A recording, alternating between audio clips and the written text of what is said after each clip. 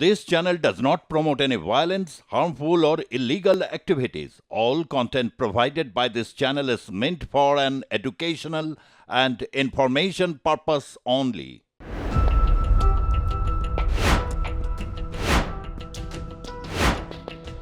গতকাল রাতের ঘটনার পরই কিন্তু যে উত্তেজনা, শুধু উত্তাপ নয়, উত্তেজনা কিন্তু গোটা গ্রাম জুড়ে ছড়িয়ে পড়েছিল।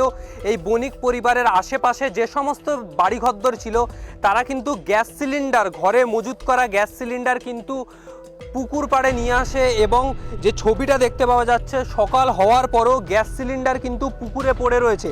গ্যাস সিলিন্ডার অত্যন্ত বিস্ফোরক একটি জিনিস, যাতে কোনো রকম সেই বিস্ফোরণ ছড়িয়ে যাতে অন্য জায়গায় না চলে আসে, যাতে সেই বিস্ফোরণের প্রকোপ তাদের বাড়িঘরদরের ওপর না পড়ে, সেই কারণেই কিন্তু গ্যাস সিলিন্ডার পুকুরে ফেলা হয়েছে। এরকম এই পুকুরের মধ্যে প্রায় 2 থেকে 3খানা গ্যাস সিলিন্ডার পড়ে রয়েছে চারিদিকে। রাত্রিবেলায় তারা যখন এই ঘটনা ঘটে, যখন এই বিস্ফোরণের শব্দ শুনতে পাওয়া যায়, এলাকার লোকজনরা নিজেদের বাড়ি থেকে গ্যাস সিলিন্ডার বা যে সমস্ত দাহ্য বস্তুগুলো রয়েছে, এই দেখতে পাওয়া যাচ্ছে যে ড্রাম রয়েছে, মূলত যেটা বলা হচ্ছে যে ড্রামের মধ্যে কেরোসিন মজুত করা থাকতে পারে। ঘরের মধ্যে যে সমস্ত দাহ্য জিনিসপত্রগুলো রয়েছে, ড্রাম হোক বা গ্যাস সিলিন্ডার হোক, সমস্ত কিছুই পুকুরে ফেলে দেওয়া হয়েছে যাতে এই বিস্ফোরণ আরও বেশি দূর পর্যন্ত যাতে ছড়িয়ে না যেতে পারে।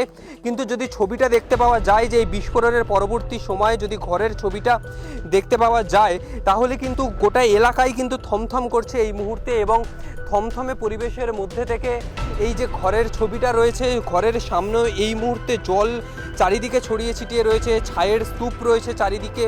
যে ছবি উঠে আসছে, বিভৎস যে ধ্বংসাবশেষে পরিণত হয়েছে এই ঘর, সেই ছবি কিন্তু উঠে আসছে। এবং যে ইটের গাঁথুনি দেখতে পাওয়া গেছিলো, যে ইটের গাঁথুনির দেওয়াল, সেই দেওয়াল ফেটে বিস্ফোরণ, সেই বিস্ফোরণের জেরে কিন্তু দেওয়াল ভেঙে গিয়েছে।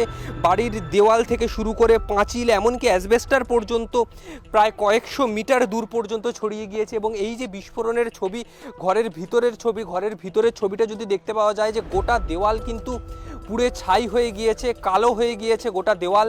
এবং ঘরের জানলা থেকে শুরু করে সমস্ত কিছুতেই ফাটল ধরেছে। ওপরে যে ছাদ দেওয়া ছিল, সেই ছাদও কিন্তু ফেটে পড়ে গিয়েছে। এবং ঘরের ভিতরে দেখতে পাওয়া যাচ্ছে যে আলনা রয়েছে, ড্রেসিং টেবিল রয়েছে, যে আলনা যেখানে জামা কাপড় মেলা হয়, কেবল লোহার খাঁচাটুকুনি পড়ে রয়েছে, এছাড়া কিন্তু আর কিছুই নেই। গোটা ঘরের ভিতরে যা ছিল সবই কিন্তু প্রায় ধ্বংসাবশেষে পরিণত হয়েছে। ঘরের একটা সাইড, একটা অংশ কিন্তু পুরো ভেঙে পড়েছে। যে ছবিটা কিছুক্ষণ আগে আমাদের প্রতিনিধি বিশ্বজিৎ নস্করদা দেখালো, যে ঘরের একটা সাইড কিন্তু পুরো ভেঙে পড়েছে। এবং ঘরের অপর পাড়, যেখানে আলনা রয়েছে, যেখানে জামা কাপড় মেলা হতো, সেই জায়গা থেকে কিন্তু পুরোপুরি ধ্বংসাবশেষে পরিণত হয়েছে এই ঘরটা। এবং এইখানেই কিন্তু যে বাজি বাঁধার কাজ চলছিল গতকাল, যে সামনের মাঠ, সেই মাঠ জুড়েও কিন্তু বিভিন্ন জায়গায় যেরকম এই ধ্বংসাবশেষ পড়ে রয়েছে, ঠিক তেমনি যে বোমের সুতুলি, বোম ফাটার পরে যে বোমের সুতুলি হয়, সেই সুতুলিও কিন্তু প্রায় বাড়ি থেকে 100 মিটার দূরে ছড়িয়ে গিয়েছে, সেখানেও পড়ে রয়েছে।